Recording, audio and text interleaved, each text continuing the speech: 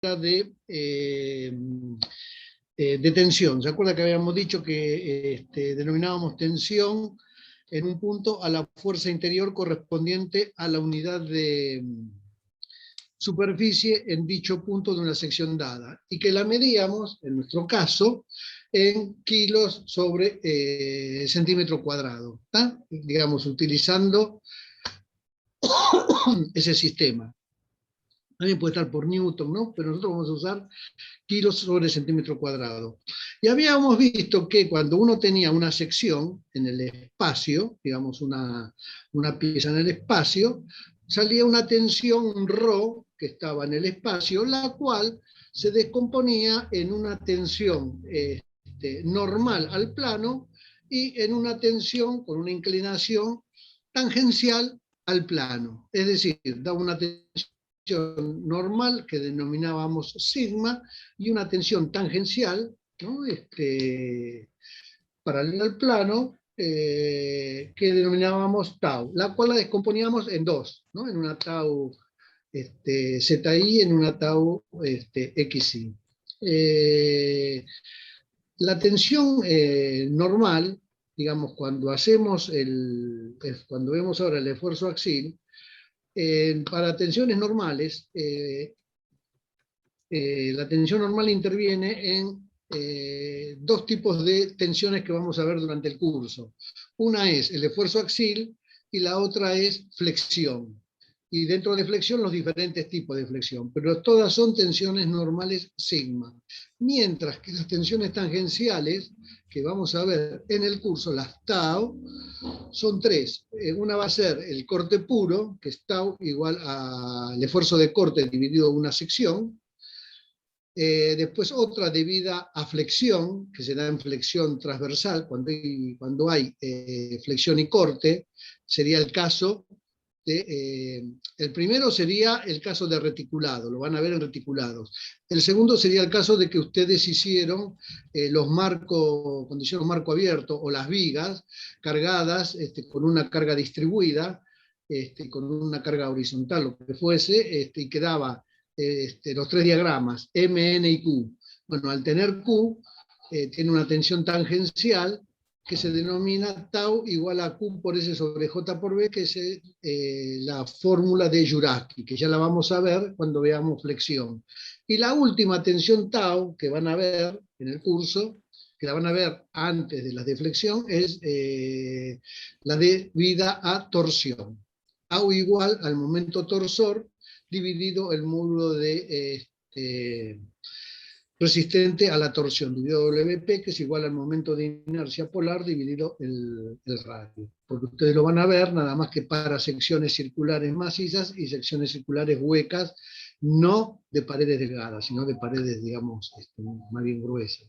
Después, dicho esta introducción macro, así por así decirlo general, vamos a ver en el esfuerzo axil. El esfuerzo axil, en una estructura, cuando se encuentra bajo la acción de dos fuerzas iguales y de sentido contrarios aplicadas en el baricentro de la sección. Correcto, pueden ser de tracción o de compresión. Esto ustedes lo vieron bien cuando hicieron el primer parcial o el ejercicio de los pórticos en los diagramas. Cuando los dibujaban unos que eran de tracción, que les decían que era positivo, y otros de compresión, que eran negativos. En las estructuras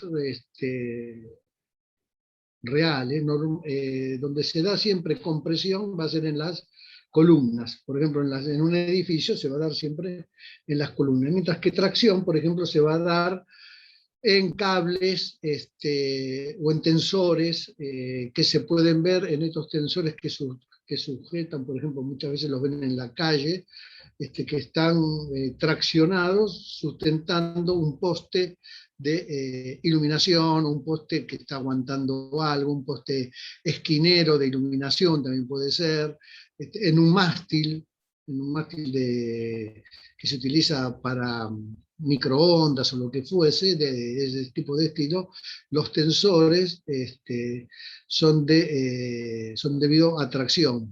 Por ejemplo, también, si no me equivoco, Yo no soy especialista en puentes colgantes, pero los cables de los puentes, digamos, de los cuales cuelga el puente, están siempre sometidos a tracción. Nunca uno va a ver un cable que esté sometido a compresión, siempre es tracción. Bueno, ¿cuál es la diferencia, en el caso de ustedes, cuál es la diferencia entre tracción y compresión cuando tenga que dimensionar, que es el caso que vamos a ver ahora? Y bueno, que en compresión existe un problemita que lo vamos a ver ahora a continuación, que se denomina pandeo. ¿Está? Entonces, bueno, acá está, cortamos la sección, ¿está? Tomamos el primer caso, tracción, si queremos poner en manifiesto lo que ocurre dentro del material, se corta la sección, y vemos que cada una de las partes queda dividida. Siempre lo que hacemos nosotros es cortar la estructura y ponemos en evidencia lo que tiene que aparecer interiormente para que la misma quede en equilibrio. Bueno, acá se generan fuerzas internas que habíamos visto, que generaban tensiones que llamábamos sigma. Y estas tensiones sigma se distribuyen por toda la sección de la pieza, en forma constante. Sería este caso. Es decir, la resultante de todas esas cargas distribuidas de sigma nos da el equivalente a n. Quiere decir que la sumatoria de un lado y del otro, es decir, la sumatoria, esto como joroba, la sumatoria de las fuerzas externas como de las fuerzas internas tiene que dar siempre igual a 0, ¿correcto? Como ven, la distribución en este caso es constante. ¿Tá? Es decir, se ve que hay una distribución de tensiones constante, es decir, el diagrama de tensiones que vamos a obtener va a ser un diagrama constante, como van a ver ahora después en la práctica. ¿Tá? Entonces, para que exista el equilibrio, bueno, es lo que acabo de decir, tenemos N es igual a sigma X por A. Entonces, determinamos el sigma, tenemos de tracción y de compresión. ¿Dónde se dan principalmente estos esfuerzos? Bueno, este esfuerzo puro, así por así decirlo, puro, se va a dar siempre en los sistemas reticulados. Es decir, cuando habíamos definido sistemas reticulados, habíamos dicho que era un sistema reticulado estaba compuesto por una sucesión de triángulos, ¿correcto? Que estaba formado por barras y nudos. Las barras se consideraban articuladas en los nudos se consideraban rígidos e indeformables, y las cargas estaban aplicadas en los nudos. Las barras trabajaban a tracción y o compresión. Es decir, se desprecia en las barras de un reticulado, se desprecia el momento flector y el esfuerzo de corte. No quiere decir que no existan. ¿Por qué? Porque cuando uno arma un reticulado, digamos, tiene los cordones principales, para poder poner las chapas, lo que va son los ¿cómo se llama? Leo, ¿cómo se llama donde apoyo las chapas? Las correas. Las correas, van las correas. En las correas, al apoyar sobre el cordón del reticulado, ya sea sobre el cordón superior, sobre el tinglado, eso genera una fuerza puntual, por lo tanto me está generando en la mitad de los tramos momento flector. Bueno, eso se desprecia. Es lo mismo que si hay una persona caminando, que tiene que haber caminando para armar el reticulado arriba, cuando se apoya, está produciendo un peso puntual en la línea del reticulado. Bueno, eso se desprecia. Y el esfuerzo de corte lo mismo. Ahora bien, cuando el reticulado termina en los nudos, que se arma la chapa nodal, que es donde concurren todas las piezas, donde concurren todas las barras, bueno, ahí lo que se desprecia es el momento flector y el esfuerzo axil, porque el esfuerzo axil, lo que me está produciendo ahí sobre el bulón es un esfuerzo de corte sobre el bulón o la soldadura. Es un esfuerzo de corte. Entonces, en los nudos vamos a tener la segunda tensión, que vamos a ver que yo les decía, la tensión tau. Pero en las barras de los reticulados vamos a tener tracción o compresión. ¿Tá? Por supuesto que siempre se va a estar cumpliendo, esto lo habrán visto con Lorenzo, ¿no? La tangente de alfa igual a sigma sobre E, es decir, la clásica ley de Hooke, es decir, trabajamos dentro del periodo elástico, es decir, se descarga y vuelve a su posición original. Bueno, y acá trae el módulo de elasticidad para diferentes tipos de E. Nosotros vamos a trabajar nada más, es decir, lo vamos a especificar, pero se va a trabajar con acero y con madera. Igual tienen las dos tablas, para acero y para madera después, cuando tengan que dimensionar, que dimensionar o que verificar para determinar el pandeo.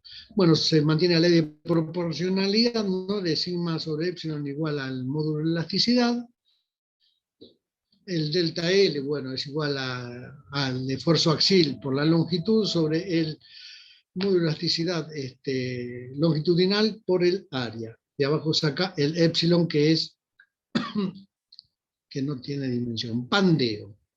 Bueno, acá en pandeo entramos cuando lo único que interesa es la compresión. Es decir, cuando hay tracción, no hay pandeo. Traten de acordárselo esto, no sé, pero a veces en el examen dicen en tracción que hay pandeo y, digamos, no es un concepto bien visto.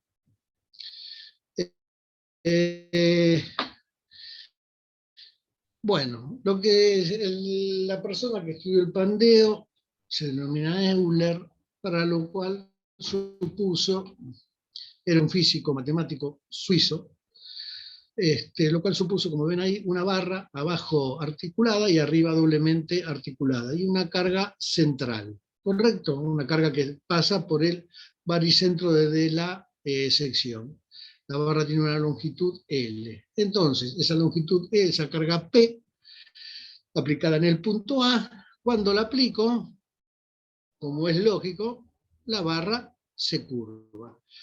Entonces, el pandeo se produce cuando a sigma igual a P sobre F muy inferiores a sigma P, donde sigma P es el límite de proporcionalidad, se rompe. Las hipótesis que tuvo en cuenta para que esto ocurra. La barra AB se encuentra guiada según su eje A y articulada en B. No hay frotamiento alguno en los apoyos. La fuerza P está aplicada según el eje geométrico, como lo dije. El material es homogéneo y que tenga las mismas propiedades elásticas en cualquier dirección. Además, el material, bueno, es elástico, el E es constante. Y la 4, la barra, no actúan fuerzas laterales. Es decir, es compresión pura. Porque sería que si yo la barra le actuaría fuerzas laterales, ya ahí habría una flexión. Entonces no hay... Bueno, se suprime la cuarta hipótesis, que sobre la barra no actúan fuerzas laterales. Entonces, a continuación se aplica una fuerza horizontal que va a curvar la barra. Se suprime la horizontal que la curvó y debido a esto se dan 3 casos de valor de P. 1. Para el valor de P, yo retiro la carga, vuelve a su posición, original. Es un equilibrio estable.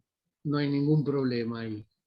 2. Para un cierto valor de P, la barra permanece curvada. Estamos ante un equilibrio indiferente. Es decir, sería... le agrego un poquito más, apenas se apoyó una mosca y la barra pasa al 3, al equilibrio inestable. Se aumenta P, la inflexión aumenta progresivamente. El que nos interesa a nosotros es el equilibrio indiferente. pues a partir de ahí es cuando se inicia el pandeo. Es decir, cuando estoy justo y empiezo a cargar más, la barra termina rompiendo por pandeo. Les aclaro que es muy difícil que se dé una rotura por pandeo. Normalmente se producen por flexocompresión. Hay dos casos que se dicen que se infieren. En el segundo estoy más de acuerdo, en el primero más o menos. Uno es el de las Torres Gemelas, que pero ahí hubo varias cosas, ¿no? Aparte del impacto del avión, cuando el avión rompe, que rompe más o menos como 6, 7 pisos, algo así, fue de golpe, o 6 pisos más o menos que rompe de golpe, las barras horizontales, las vigas horizontales, dejan de cortar la longitud, esta longitud que figura acá, L. Entonces tenemos una longitud L muy, digamos, quedan como columnas muy esbeltas, con toda una carga arriba soportando, que a su vez, por el fuego debilitada por la alta temperatura, hace que colapse por pandeo. Y el segundo caso que se dio ahora en Miami con este edificio, que era un edificio que estaba armado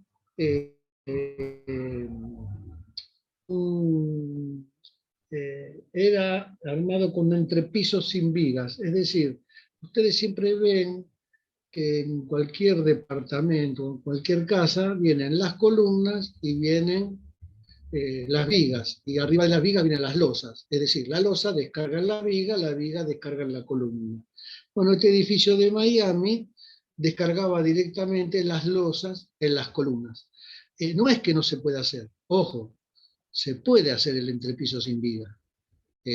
No es que uno diga, no, entonces es un animal, no, hacer se puede hacer, está permitido hacerlo, pero tiene datos constructivos particulares, es decir, imagínense que cuando la columna llega al no tener una viga, tiene que tener más superficie de apoyar bien, si no, pasa lo que pasó, que se sumó a su vez con el impacto, es decir, ya cuando cae un piso, el golpe que produce ya es un impacto muy potente y va arrastrándolos, así se junta con, así dicen los estudios, con el decir, al no tener las vigas, no, la longitud de la columna se hace muy larga y rompe por pandeo. Y no hubo sobreviviente justamente porque no tenía vigas, porque cuando un edificio, cualquier edificio que colapsa, si ustedes se acuerdan de, no sé, de la AMIA, cualquier edificio así que colapse, que tenga vigas, cuando colapsa, o lo mismo las Torres Gemelas, cuando colapsa, las vigas, cuando caen, se rompen, digamos, se doblan, pero no quedan aplastadas una con otra. Entonces van formando cavidades en las cuales pueden quedar las personas. ¿Qué es lo que ocurrió en las Torres Gemelas? Creo que quedaron 25 personas, rescataron después del derrumbe, metidos, entre ellos el clásico caso de los dos bomberos, que quedaron ahí entre los escombros. Fue debido a las vigas, es decir, quedaron doblados entre todas las vigas. Bueno, dejando de lado esto al mar, lo que se produce acá es un momento interno, que no lo dibujé, que me olvidé de dibujarlo, un momento interno igual a P por I, es decir, I es una distancia que iría del centro, digamos acá, en el centro de la línea punteada a la letra M, esa sería la distancia I. Sería un momento interno, M igual a P por I. Entonces de acá Euler, en base a esto, saca lo que denomina la carga crítica de pandeo, que dice que P sub K es igual a pi al cuadrado por E por J mínimo sobre L al cuadrado, donde E es el módulo de elasticidad del material, que viene dado en kilos sobre centímetro cuadrado, como dijimos, J mínimo, el momento de inercia mínimo transversal, centímetro a la cuarta, y L, la longitud de la barra comprimida en centímetros. La longitud de la barra,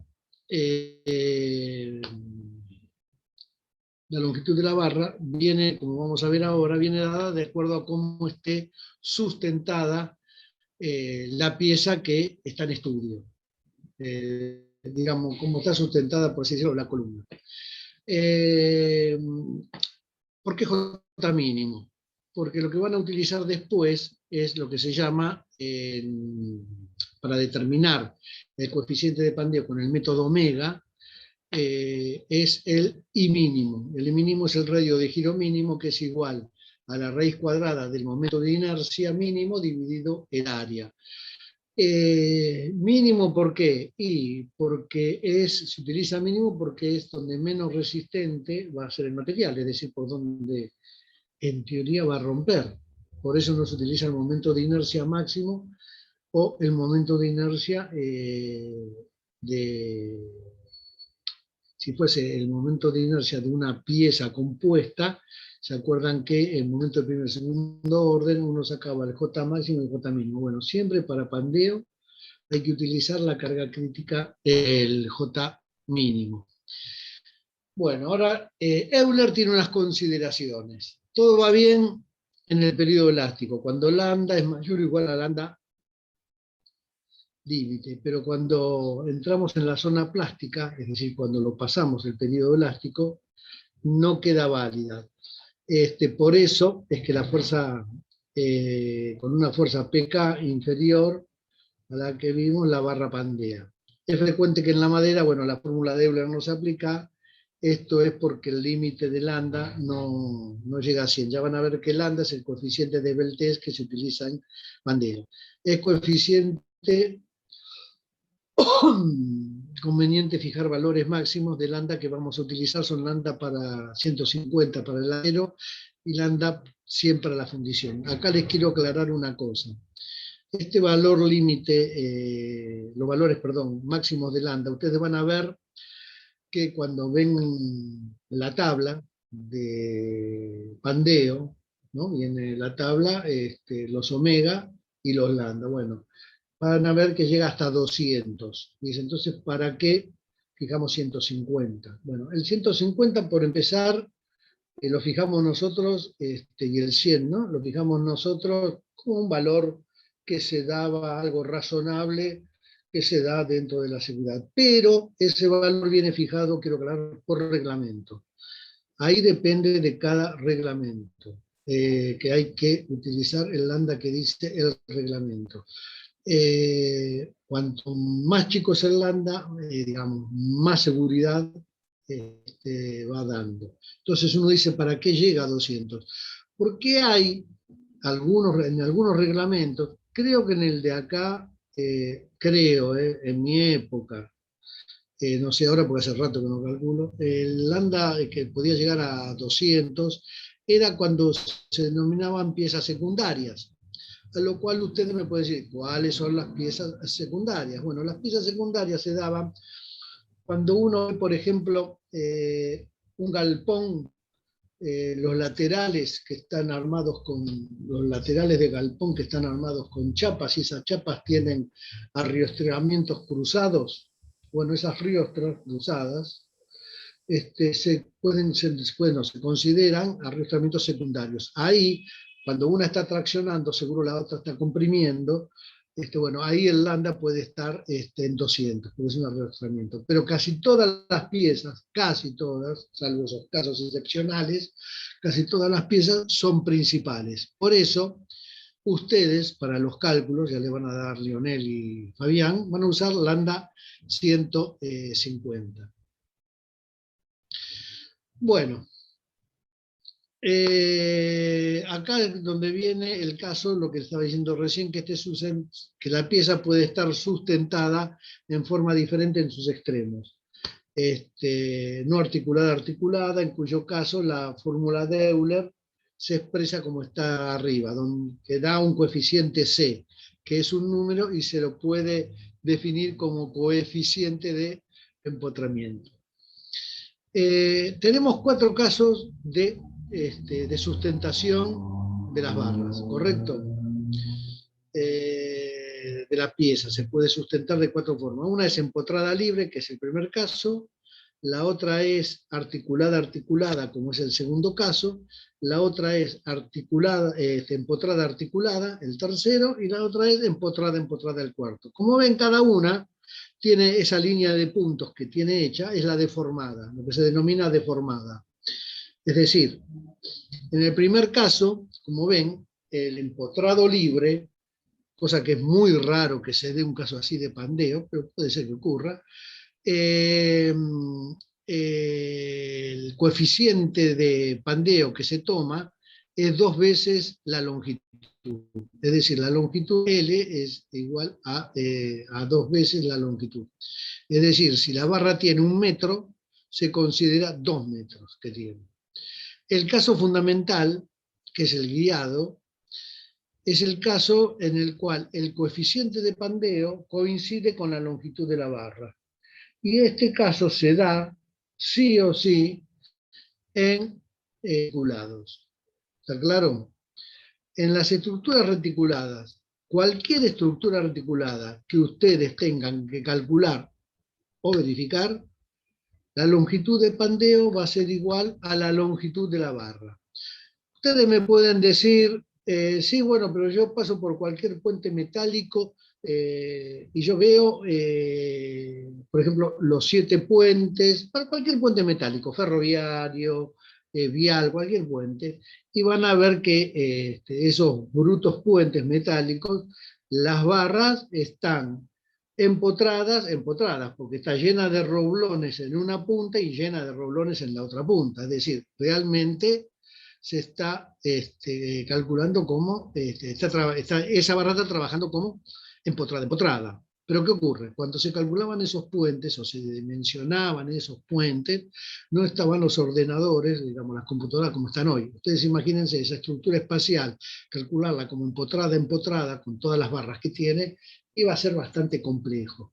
Entonces se utilizó la hipótesis de calcularlas como articuladas, quedan sobredimensionadas, pero hasta ahora queda demostrado que se mantienen, es decir, con el mantenimiento correspondiente, ¿no? Manteniéndolas, se mantienen perfectamente en funcionamiento y ya tienen bastante tiempo. Después tenemos el caso guiado, que es empotrado libre. Ahí la longitud de pandeo es 0,7 de la longitud total. Y después está el caso clásico, digamos, que es el empotrado, que es el que se da en la mayor, digamos, en el mayor caso de las estructuras, ¿no? Que uno ve de hormigón. Digamos, si uno agarra una columna, la base abajo está mal.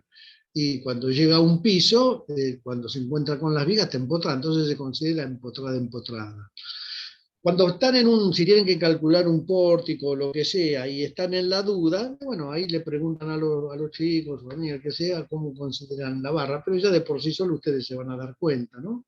Digamos, si abajo tiene un apoyo móvil, donde está sustentada, y eso va a estar articulado. Y si arriba remata en un encuentro con viga y eso va a estar empotrado. Entonces va a ser el caso guiado, articulado, empotrados. Son los únicos 4 casos que se dan. A ver, con el coloquio, no sé si sigue, sí, acá está.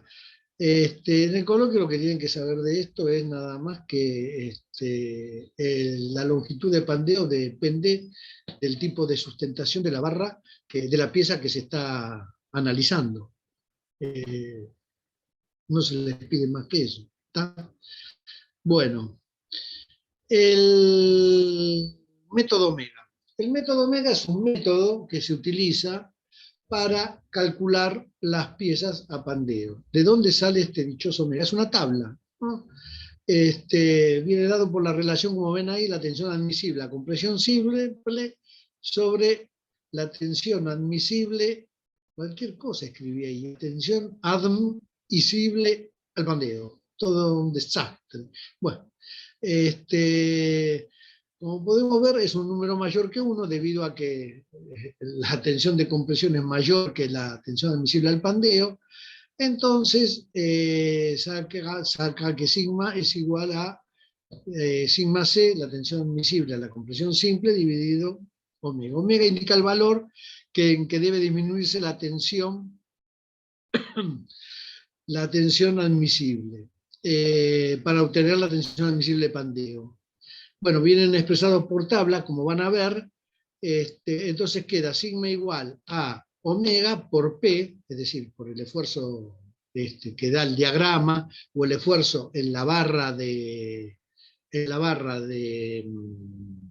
reticulado, dividido el área. Tiene que ser menor o igual que la tensión admisible a la compresión. Como pueden ver, omega, a ver, en realidad es un coeficiente de mayoración, porque si es mayor que 1, lo que estoy haciendo, si P me da, no sé, 10 toneladas, y con el lambda entro y saco un omega que me dice, bueno, vale 1,85, hago 1,85 por 10 y me está aumentando el valor de P sobre el área. Eso tiene que ser menor o igual que el sigma de la compresión. Digamos, esto está sacado del reglamento, esto está de la DIN, que hasta ahora, no, a ver, no sé el CIRSOC lo trabaja así, Leonel también, no sé si lo trabaja con coeficiente omega. Lo que sé que es seguro, es un coeficiente seguro porque está todo... Claro, no es tan, no se llama directamente omega, lo trabaja más complejo, porque calcula no solamente el pandeo global, sino locales de las piezas. Ah, está bien. Pero es el mismo, a ver, es el mismo concepto. Se calcula el lambda y a partir del lambda se calculan coeficientes de mayoración. Sí, lo que me han dicho ahora que hay que se están basando en normas americanas que no dicen de dónde sale ni nada y que, bueno, este es más conceptual, se ve, digamos, y todo lo que está calculado hasta ahora está bien calculado porque si no se hubieran caído carteles y todos los puentes, bueno, servir sirve. ¿Qué más quedaba decir sobre este tema? No, bueno, esto es pregunta de coloquio, pero no, siempre la contestan bien, porque la utilizan sin ningún problema en la parte práctica, así que ahí no hay inconvenientes, no tiene mucho secreto, igual que esfuerzo axil, es raro que contesten mal algo de una pregunta de coloquio de esfuerzo axil, pero no le veo mayor dificultad. Iba a decir algo con respecto a esto, pero no me acuerdo ahora. La cuestión de lo siguiente, que si no verifica, quedan dos opciones. Digamos, ustedes como ven, esto tiene que ser menor o igual que el sigma admisible, el sigma de la compresión, pero puede ser que no verifique. Entonces, la cuestión es aumentar la sección, pero puede llegar un momento que la sección no llegue, que no haya perfiles, que no haya en existencia o que no exista esa sección. Entonces, la única opción que nos queda es disminuir omega. Ustedes van a ver que lambda es igual con lambda, que es igual a la longitud de pandeo dividido el radio de giro mínimo, de ahí determinan omega. Entonces, la única forma de disminuir omega, si lambda lo tengo fijo, como dijimos, que es 150, la única que me queda disminuir es la longitud de pandeo. Y la única forma que tengo para disminuir la longitud de pandeo es cortar esa longitud de pandeo. ¿Con qué se corta? Por ejemplo, en un reticulado se corta con una diagonal, que corta la longitud, digamos, va de un extremo a la mitad de la luz de la barra. Por supuesto, ese reticulado es muy probable que llegue a no ser isostático internamente, ¿correcto? Porque ya le estoy agregando más nudos. No se va a cumplir la ecuación, la expresión de que el número de barras sea igual a 2 veces el número de nudos menos 3. Pero no va a romper por bandeo y no lo va a afectar. ¿Dónde lo ven esto? Esto se ve en todo lo que es torres de distribución de energía o en torres de microondas o todo eso. Ustedes vieron que esas torres, a medida que van subiendo, los perfiles, siempre están formadas por perfiles ángulo, ¿no? Lo de las bases son guasos perfiles ángulo, digamos los montantes, las primeras diagonales y los travesaños son guasos, pero a medida que voy subiendo van disminuyendo. Las diagonales también. ¿Por qué? Porque hay que subir allá arriba con algo grueso y pesado para el armado. Entonces, como el pandeo no da, como pueden ver, una torre de alta tensión tiene muchas diagonales armadas. Bueno, todas esas diagonales internas que aparecen son diagonales cortapandeo y queda armado el reticulado. Eso ya está estipulado, ya hoy en día los cálculos se hacen, ya viene todo computarizado, no es tan problemático, se calcula en el espacio inclusive. Pero bueno, eso es una acotación aparte del tema. ¿Queda alguna duda sobre esto? Estamos en el éter, ni un sí ni un no.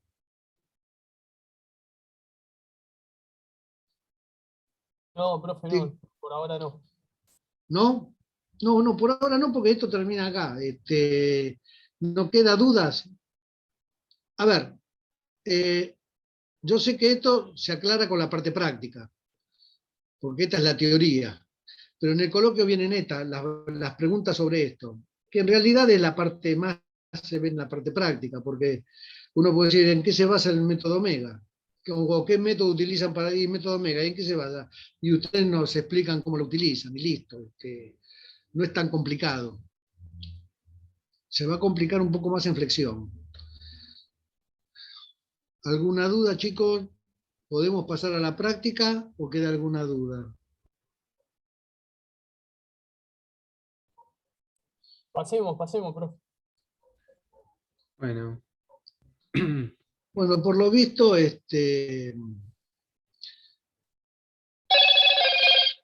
esto yo lo había bajado. Bueno.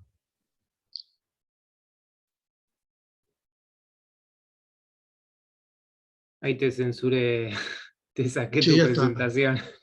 Sí, sí, sí, sí. Ya está, listo, otra cosa. Bueno, igual ahora con la práctica, si van surgiendo dudas, se van resolviendo, las vamos viendo. La práctica de Bueno. corte hoy no se da con la práctica, ¿no? Se da la clase. No. Hoy se da Ah, está axil y bien, pandeo. está bien. Y se deja el trabajo práctico para ya entregar la semana que viene. Bueno, vamos con la práctica entonces. Vamos a tratar de hacer rápido, ya que después entiendo que tienen otra clase. ¿Recuerdan bueno, vamos a pasar un par de videos para hacerlo más interesante. ¿Recuerdan qué es este ensayo? No sé, lo habrán visto los que estuvieron práctica hace 2 años. ¿Cómo se llama este ensayo?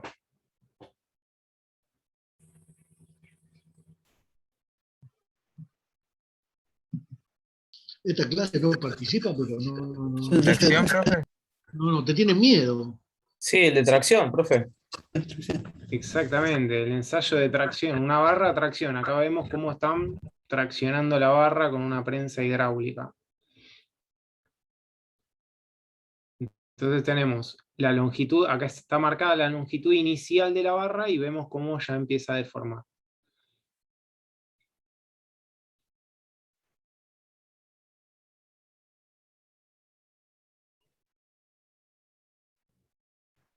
y cae drásticamente y rompe.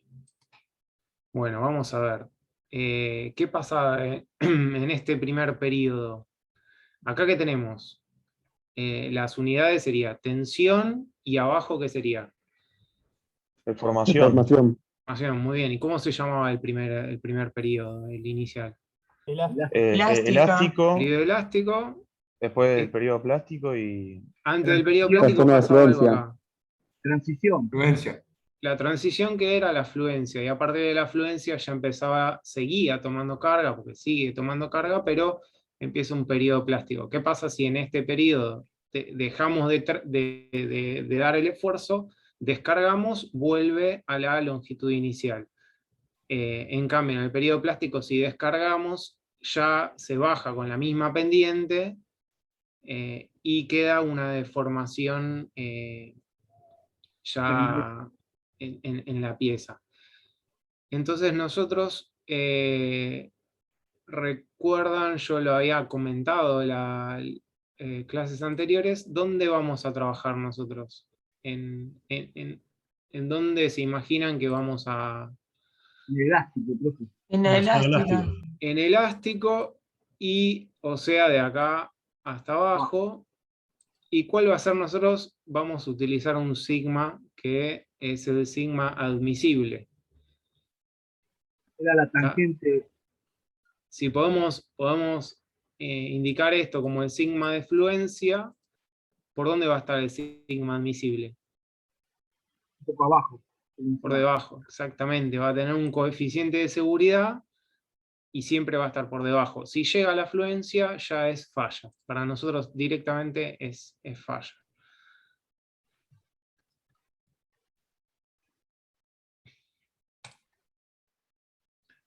Así que a ver cómo hacía para limpiar esto. Bien.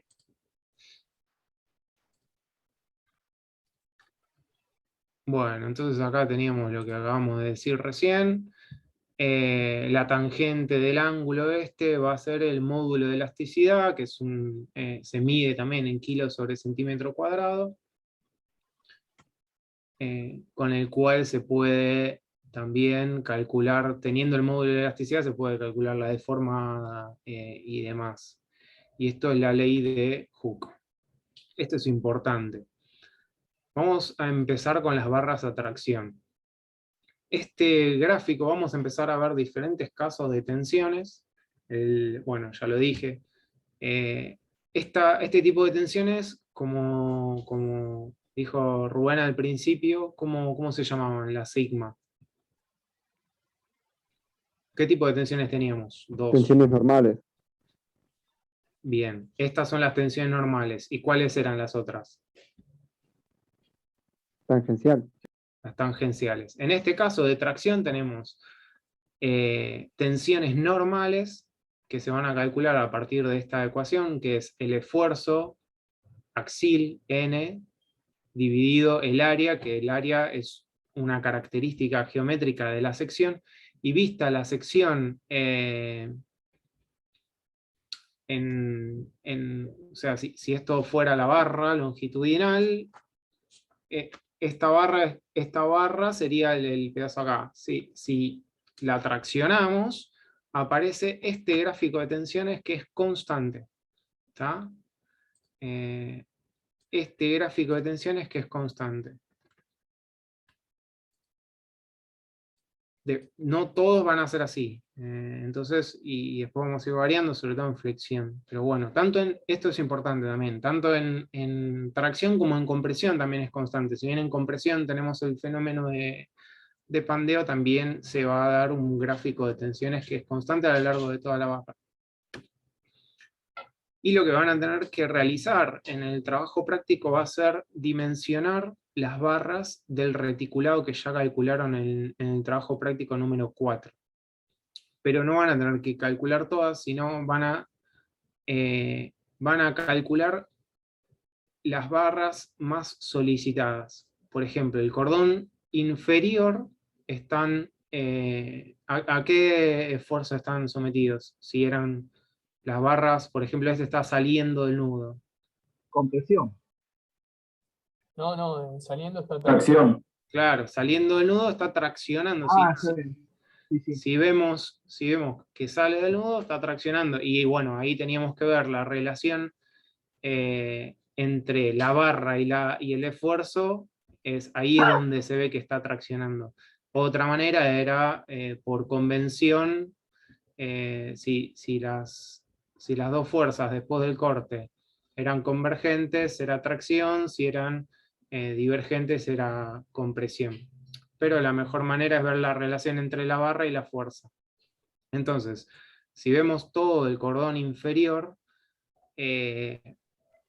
esto, si bien en el reticulado se calcularon todos los esfuerzos de todas las barras, esta va a ser una única pieza, a lo posible. Pueden tener uniones en el medio, pero esta va a ser una única pieza, no es que van a ser varias barras. Entonces, si es una única pieza, lo que podemos hacer es dimensionar, una de las alternativas, ahora voy a decir otra, es dimensionar la barra más solicitada y todo el resto de la barra del cordón inferior utilizar la misma sección que va a verificar. La otra manera, ¿cuál sería? Por ejemplo, dimensionar con una carga más inferior, que puede ser esta de 11.000, y, por ejemplo, si dimensionamos con un perfil C, y hacemos todo a lo largo de toda la barra con el perfil C dimensionado 11.000, y en esta última barra, que es la barra más solicitada, acoplarle una planchuela abajo que le sume sección, pero solamente en este tramo. Es una manera de ahorrar material. Volviendo a poner en claro, en el trabajo práctico van a tener que dimensionar todas las barras, o sea, todos los elementos: cordón inferior, cordón superior, montantes y diagonales, pero las barras más solicitadas de cada elemento. Entonces, la barra más solicitada del cordón inferior sería esta última. Y partimos de los datos.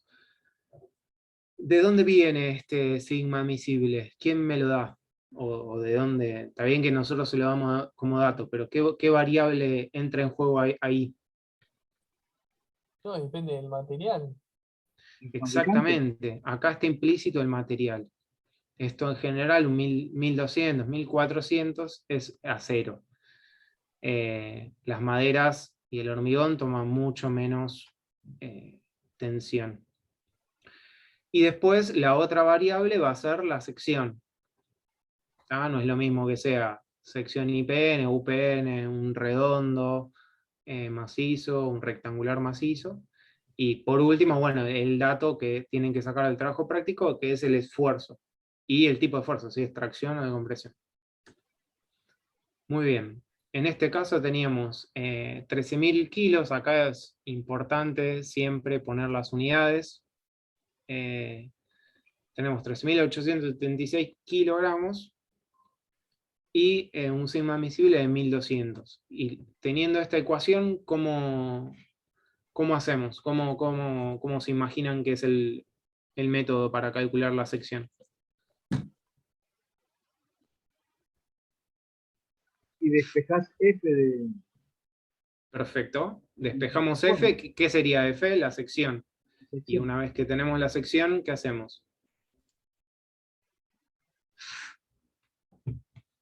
Una vez que tenemos la sección, vamos al perfil que nos dijeron, a la tabla. o se adoptó un perfil IPN, y vamos a la tabla de perfil IPN, y elegimos la sección para ese esfuerzo. Entonces, como dijimos, siempre indicar las unidades, para no entrar en ningún error.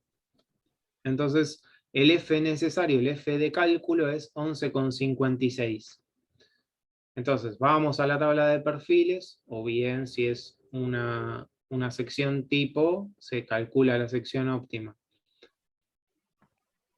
Si es un perfil IPN, por ejemplo, vamos a la tabla 2, si el F de cálculo es 11,57, lo que hacemos es, para que verifique, tenemos entre 10,06 no da, Entonces la próxima sería 14,2. ¿Se entiende? Y es un IPN del 12, que va a tener 12 centímetros de alto. Profe, Y siempre, por último, ya termino. Por último, el último paso sería realizar el sigma de cálculo, el sigma de final de tracción, que con el F real nos da menor que el sigma admisible. Por lo tanto, verifica. Sí, ahora sí.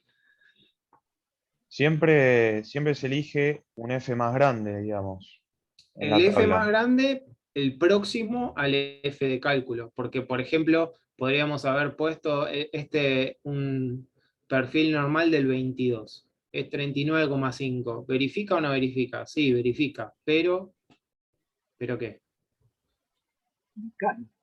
La tensión de cálculo, miren, acá tengo la calculadora. Si Va a ser muy elegíamos chica, va a ser más chica. F22, si elegíamos F22 serían 13.876 dividido 39,5, nos da 352 kilos por centímetro cuadrado.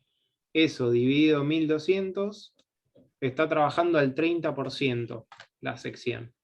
Entonces, no es una sección óptima. Lo que se busca justamente es estructuras económicas que estén más cerca de la tensión admisible y que verifiquen. Si se pasa la tensión admisible, no verifican. Bueno, ¿alguna duda con tracción? Por Tracción es seguridad, muy sencillo. por seguridad a veces no van a una F un poquito más grande. ¿Para qué se iría una F más grande? O sea, si ya recuerden que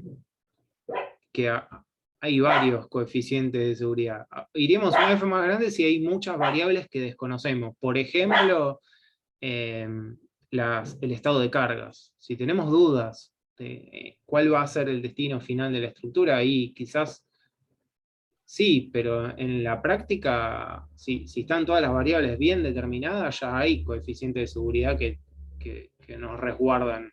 Entonces hay que ir a las opciones óptimas. Nosotros en los trabajos prácticos siempre pedimos que se haga este cálculo y que se indique si verifica o no verifica, pero no solamente eso, sino que sea una sección óptima. Si recontra verifica y está trabajando al 30%, está sobredimensionada la estructura, se tiene que recalcular. Y lo mandamos observado, recalcular, en el parcial también. Esperen que vea.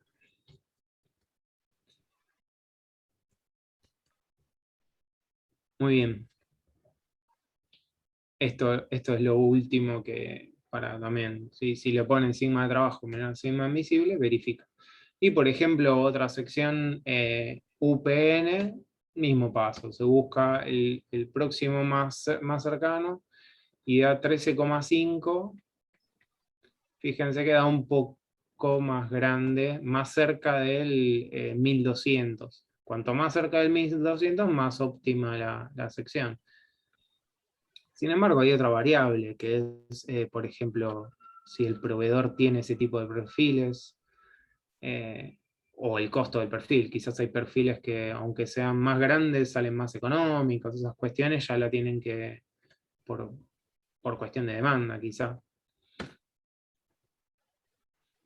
Y otra cuestión es si la sección es una sección de este tipo, que la tienen que calcular. De ahí despejan el área. O sea, tienen el cálculo del área para cada caso.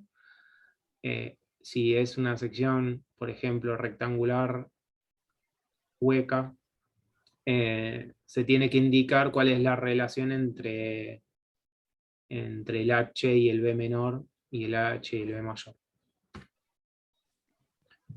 Muy bien. ¿Alguna cuestión con tracción o seguimos adelante? Seguimos adelante. Profe, Sí. no entendí lo de la relación lo último que dijo.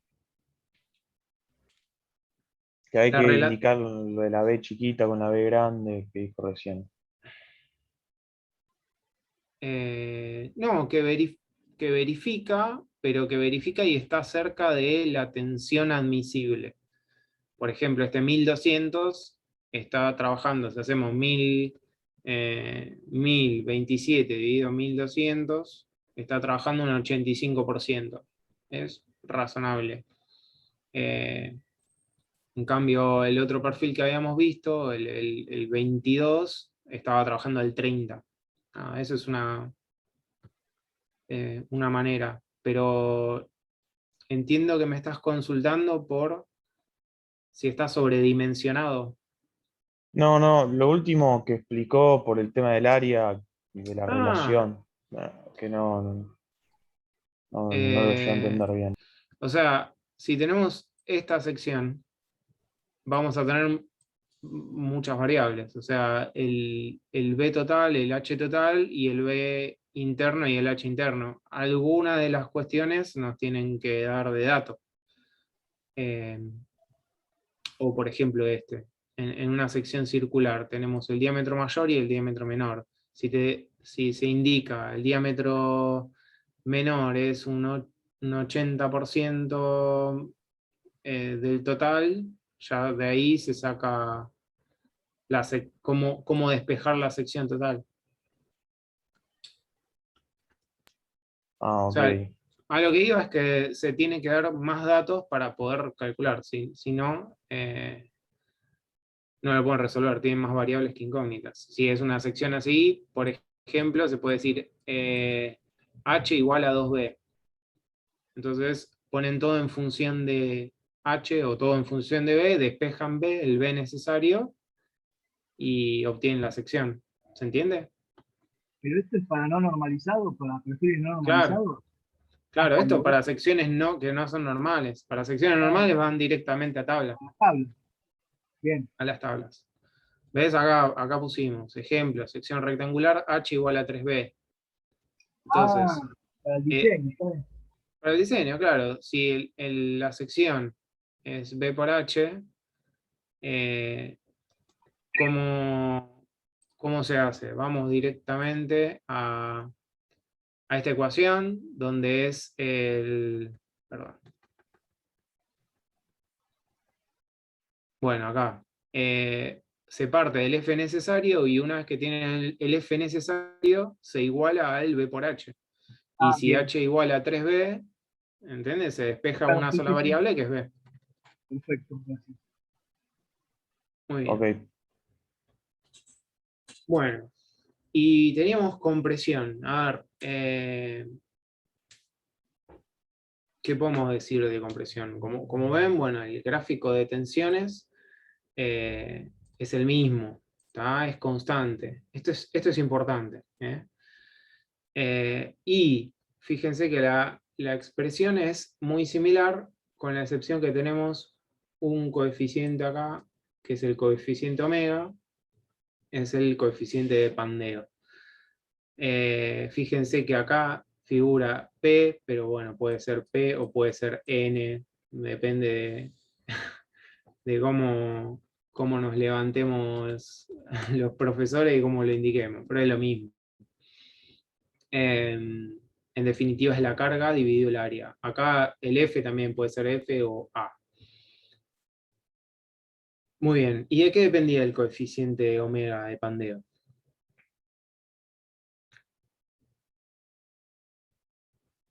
¿Cómo, profe? ¿Cómo dijo? De este coeficiente de pandeo, ¿de qué dependía? La longitud. Primero, antes que nada. Estaba empotrada, si estaba vinculada, ¿no? Claro, tiene varias variables, pero antes que nada, ¿en dónde ocurre el pandeo? Esto tiene que estar clarísimo. ¿Dónde ocurre el pandeo? ¿En el centro? ¿En el baricentro, profe? No, digo, ¿en qué tipo de estructura? Que estén sometidas a qué esfuerzo. De compresión. Compresión. Esfuerzo de compresión. ¿Tá? En tracción, no pongan tracción pandeo. Hemos visto cálculos de barras a tracción que le ponen coeficiente de pandeo. Chao. Mal resuelto el ejercicio. solamente en compresión o también en flexocompresión. Son otros casos, pero siempre que hay compresión, está el fenómeno de pandeo.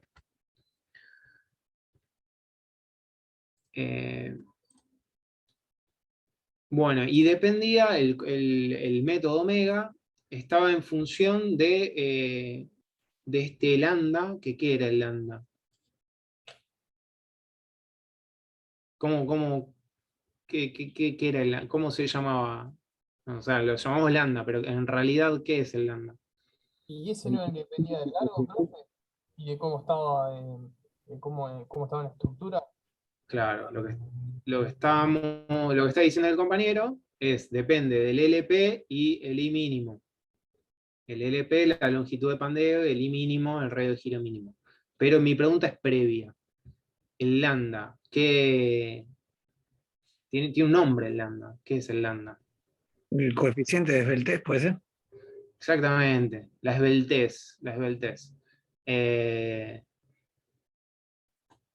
O sea, la esbeltez es un término hasta que se usa en la vida, o sea, es para indicar una característica. Por ejemplo, en función, el termo es más esbelto que el mate. El termo tiene más altura y una sección determinada. El mate es más petizo y tiene una sección más robusta. Lo vemos, a mí me gusta el atletismo. Si ven a los corredores de fondo que corren 42 kilómetros, son muy flaquitos y muy esbeltos. O sea, comparado con un levantador de pesas, si ven un levantador de pesas, los que levantan 160 kilos, son bien armados y petizos. O armadas, pueden ser mujeres también. Bueno, y en las estructuras pasa lo mismo. Y las estructuras que son finitas y largas son más esbeltas, son más susceptibles al fenómeno de pandeo, y rompe, antes que por la carga, rompe por este fenómeno que es, entra el segundo orden, que es la deformación de la barra. Bueno, y la esbeltez, como habíamos dicho, depende de la longitud de pandeo y del radio mínimo. Y esta longitud de pandeo, un alumno había dicho algo, ¿qué era la longitud de pandeo? ¿De qué dependía también?